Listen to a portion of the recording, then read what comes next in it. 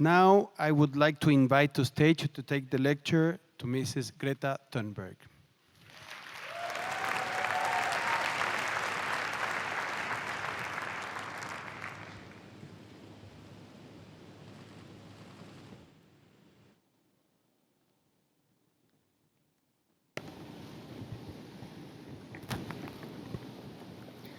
Hi. A year and a half ago, I didn't speak to anyone unless I really had to. But then I found a reason to speak.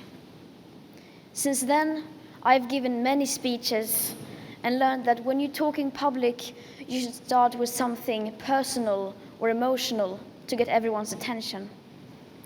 Say things like, "Our house is on fire, I want you to panic," or "How dare you?" But today I will not do that, because then those phrases are all that people focus on. They don't remember the facts, the very reason why I say those things in the first place. We no longer have time to leave out the science. For about a year, I have been constantly talking about our rapidly declining carbon budgets over and over again. But since that is still being ignored, I will just keep repeating it. In Chapter 2, on page 108 in the SR 1.5 IPCC report that came out last year, it says that if we are to have a 67% chance of limiting the global temperature rise to below 1.5 degrees Celsius, we had on January 1st, 2018, 420 gigatons of CO2 left to emit in that budget. And of course, that number is much lower today, as we emit about 42 gigatons of CO2 every year, including land use. With today's emissions levels, that remaining budget will be gone within about 8 years.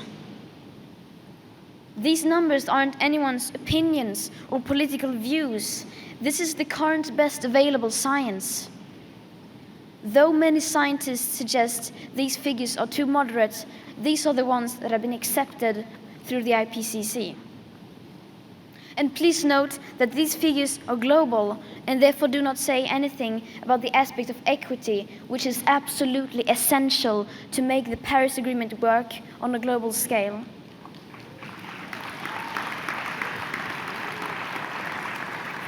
That means that richer countries need to do their fair share and get down to real zero emissions much faster, and then help poorer countries do the same, so people in less fortunate parts of the world can raise their living standards.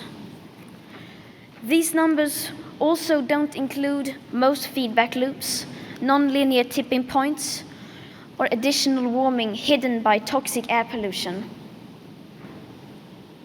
Most models assume, however, that future generations will somehow be able to suck hundreds of billions of tons of CO2 out of the air with technologies that do not exist in the scale required and maybe never will. The approximate 67% chance budget is the one with the highest odds given by the IPCC. And now we have less than 340 gigatons of CO2 left to emit in that budget to share fairly. And why is it so important to stay below 1.5 degrees? Because even at 1 degree, people are dying from the climate crisis. Because that is what the United Science calls for, to avoid destabilizing the climate, so that we have the best possible chance to avoid setting off irreversible chain reactions, such as melting glaciers, polar ice, and thawing Arctic permafrost. Every fraction of a degree matters. So there it is again. This is my message. This is what I want you to focus on. So please tell me, how do you react to these numbers without feeling at least some level of panic? How do you respond to the fact that basically nothing is being done about this without feeling the slightest bit of anger? And how do you communicate this without sounding alarmist? I would really like to know. Since the Paris Agreement, global banks have invested $1.9 trillion in fossil fuels. 100 companies are responsible for 71% of global emissions. The G20 countries account for almost 80% of total emissions. The richest 10% of the world's population produce half of our CO2 emissions, while the poorest 50% account for just 1/10. We indeed have some work to do, but some more than others. Recently, a handful of rich countries pledged to reduce their emissions of greenhouse gases by so and so many percent by this or that date, or to become climate neutral or net zero in so and so many years. This may sound impressive at first glance, but even though the intentions may be good, this is not leadership. This is not leading, this is misleading. Because most of these pledges do not include aviation, shipping, and imported and exported goods in consumption. They do, however, include the possibility of countries to offset their emissions elsewhere.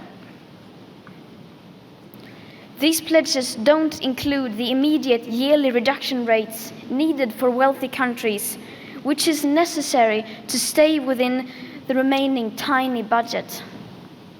0 in 2050 means nothing if high emission continues even for a few years, then the remaining budget will be gone. Without seeing the full picture, we will not solve this crisis. Finding holistic solutions is what the COP should be all about. But instead, it seems to have turned into some kind of opportunity for countries to negotiate loopholes and to avoid raising their ambition.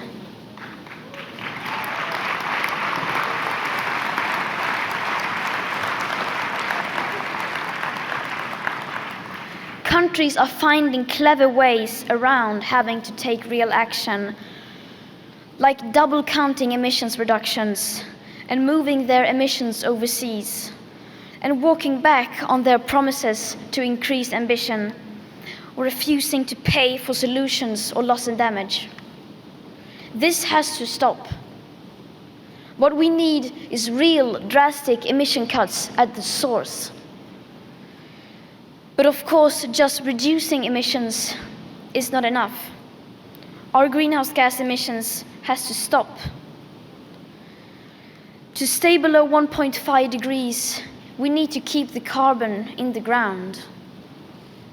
Only setting up distant dates and saying things which give the impression of that action is underway will most likely do more harm than good, because the changes required are still nowhere in sight. The politics needed does not exist today, despite what you might hear from world leaders.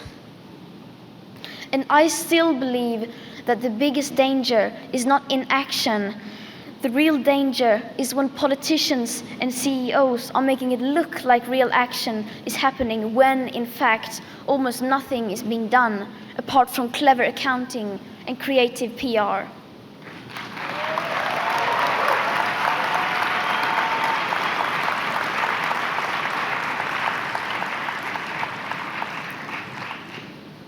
I have been fortunate enough to be able to travel around the world. And my experience is that the lack of awareness is the same everywhere, not the least amongst those elected to lead us. There is no sense of urgency whatsoever. Our leaders are not behaving as if we were in an emergency. In an emergency, you change your behavior. If there's a child standing in the middle of the road and cars are coming at full speed, you don't look away because it's too uncomfortable. You immediately run out and rescue that child. And without that sense of urgency, how can we, the people, understand that we are facing a real crisis? And if the people are not fully aware of what is going on, then they will not put pressure on the people in power to act. And without pressure from the people, our leaders can get away with basically not doing anything, which is where we are now. And around it goes. In just 3 weeks, we will enter a new decade. A decade that will define our future. Right now, we are desperate for any sign of hope. Well, I'm telling you, there is hope. I have seen it. But it does not come from the governments or corporations. It comes from the people. The people who have been unaware but are now starting to wake up. And once we become aware, we change. People can change. People are ready for change. And that is the hope because we have democracy. And democracy is happening all the time, not just on election day, but every second and every hour. It is public opinion that runs the free world. In fact, every great change throughout history has come from the people. We do not have to wait. We can start the change right now. We, the people. Thank you.